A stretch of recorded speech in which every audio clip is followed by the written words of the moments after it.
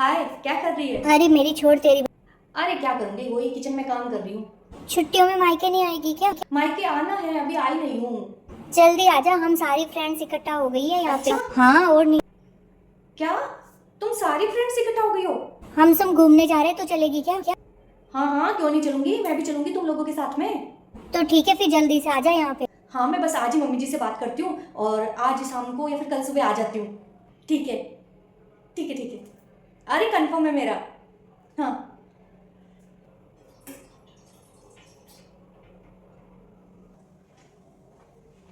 बहू, वो आज तुम्हारी ननद आ रही है। क्या? दीदी आ रही है आज? क्यों? गर्मी की छुट्टियां हैं तो बस 8-10 दिन रहने के लिए आ रही है। 2-4 दिन उसके साथ रहने के बाद तुम भी अपने मायके रह आना 10-15 दिन। अच्छा, तो खाना थोड़ा ज़्यादा बना देना आज। पता है मम्मी जी, बना दूंगी। लगता है वो आ गई, मैं दरवाज़ा खोलती हूँ। मम्मी जी ने तो बोल दिया कि 2-4 दिन ननद के साथ रहने के बाद में मायके चली जाना, लेकिन मेरी सारी फ्रेंड्स तो कल ही घूमने के लिए जा रही है, फिर मैं कैसे जाऊंगी उनके साथ? अरे यार, ये तो गड़बड़ हो गई। हेलो, मैंने तुझे ये बताने के लिए फ़ोन किया था यार, मैं नहीं आ पाऊंगी। क्यों, क्या हुआ? नहीं, मेरी बात तो सुन। दरअसल क्या है कि मैं आ ही रही थी, मैंने सोचा था मैं अपनी सास को पूछूंगी, लेकिन उससे पहले मेरी सास ने आके बोला कि आज मेरी ननद आ रही है। हाँ तो अरे क्या तो हो गया? मैं कुछ कहती उससे पहले मेरी सास ने बोल दिया कि 2 दिन ननद के साथ रह लो फिर अपने मायके जाना। तो क्या बोलूँ? उनको बोलूंगी कि नहीं नहीं, मैं तो आज ही जाऊंगी, तो उनको लगेगा कि ननद के आने पर मुंह सुजा के भाग रही है। नहीं नहीं यार, अब तो नहीं आ पाऊंगी। क्या करूँ अब? अरे तो ऐसा कर, ननद को ही भगा दे। ऐसा क्या करूँ? ननद को घर के कामों में लगा हाँ? दे। हाँ, घर के काम करवाएगी ना तो परेशान होके अपने आप ही काम चली जाएगी। काम करवाऊंगी तो क्या मेरी ननद वापस चली जाएगी? काम से तो अच्छे अच्छे डरते हैं। अच्छा, ठीक है, मैं ट्राई करके देख लेती हूँ, है ना? ठीक है, ठीक, चलो रखती हूँ, है ना?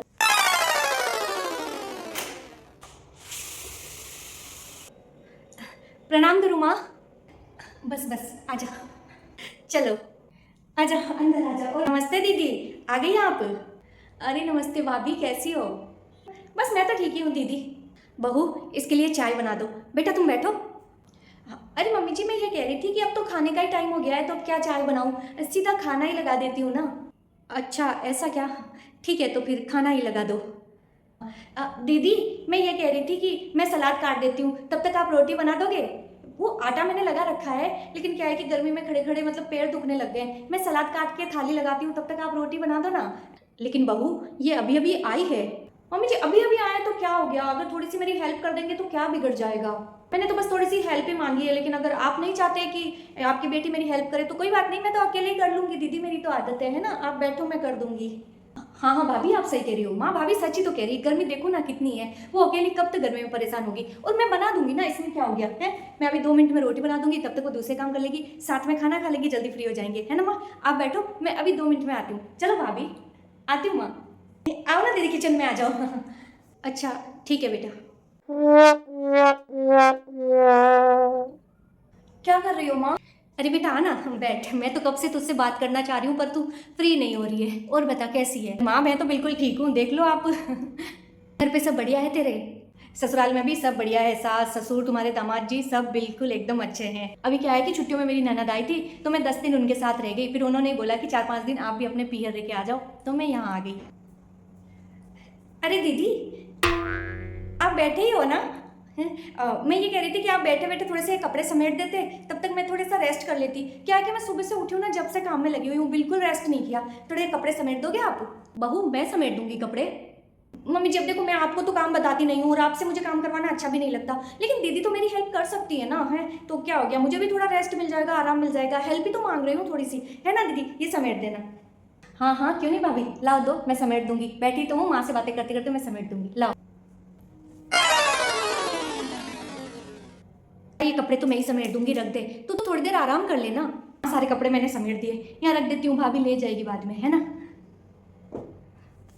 थोड़ी देर मैं भी सो जाती हूँ माँ, तू सो जा आराम से, है ना? आराम से, जब तक जी चाहे तब तक सोना और आराम से उठना, कोई दिक्कत नहीं है। कोई काम होगा तो मैं देख लूंगी। वैसे दोपहर को बहू भी सो ही जाती है, वो भी सो ही रही होगी, तू भी सो जा थोड़ी देर।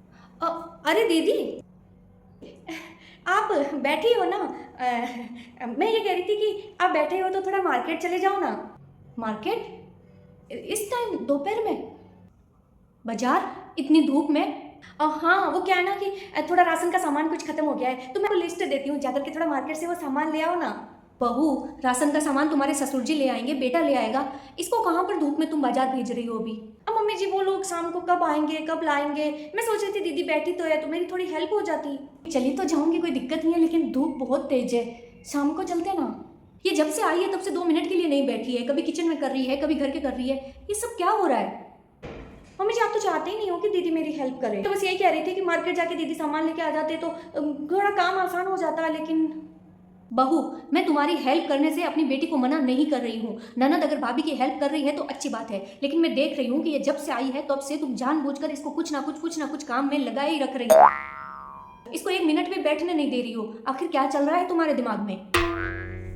देखो बहू, बेटियां मायके आती है ये सोच कर कि 4 दिन आराम से रहेंगे, बनी बनाई भाभी या माँ के हाथ की रोटी खाएंगे, 4 दिन जब जी करेगा तब तक सोएंगे, तब उठेंगे, बातें करेंगे, घूमेंगे फिरेंगे, अपनी जिंदगी को फिर से जीने के लिए आती है वो मायके, क्योंकि ससुराल में उन्हें ये सब करने की छूट नहीं मिलती है। इस ससुराल में बेटियों को 1000 टेंशन होती है, वो चाहे रात को कितनी भी देर से सोए, उन्हें सुबह जल्दी उठना ही पड़ता है, बच्चों को स्कूल भेजना है, पति को ऑफिस भेजना है, सास ससुर को चाय देनी है।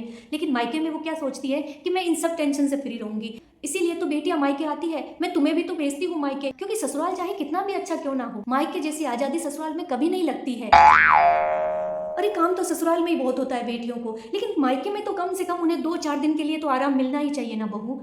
मैं ये नहीं कहती कि ननद को अपनी भाभी की मदद नहीं करनी चाहिए, जरूर करनी चाहिए, लेकिन जो व्यवहार तुम कर रही हो ना बहू, ये व्यवहार सही नहीं है। ऐसा व्यवहार किसी भी भाभी को अपनी ननद के साथ नहीं करना चाहिए।